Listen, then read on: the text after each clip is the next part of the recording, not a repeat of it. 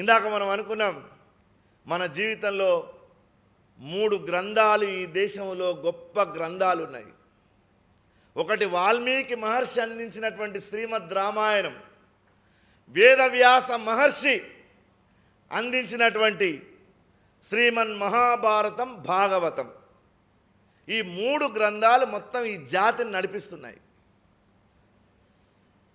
ప్రాతర్ద్యూత ప్రసంగేన మధ్యాహ్నే స్త్రీ ప్రసంగతః సాయం చోర ప్రసంగేన. బుద్ధిమంతుడైనటువంటి వాడు తన యొక్క కాలాన్ని ఎట్లా టైం పాస్ చేస్తాడు, ఎట్లా కాలక్షేపం చేస్తాడంటే ఒక ఆయన సంస్కృతంలో ఈ శ్లోకం చెప్పాడు. ఏంటంట? ప్రాతర్ద్యూత ప్రసంగేన, పొద్దున్నే లేచంట పేకాట ఆడేటటువంటి సంగతి తెలుసుకోవాలంట ఆయన. మధ్యాహ్నే స్త్రీ ప్రసంగతః, మధ్యాహ్నం అయితే ఆడవాళ్ళ గురించి మాట్లాడుకునేటటువంటిది. సాయం చోర ప్రసంగేన, సాయంత్రం అయితే దొంగతనాల్లో మెలకువల గురించి నేర్చుకోవడం అంట. నిజంగా ఇట్లాంటి అర్థం ఉంటుందండి?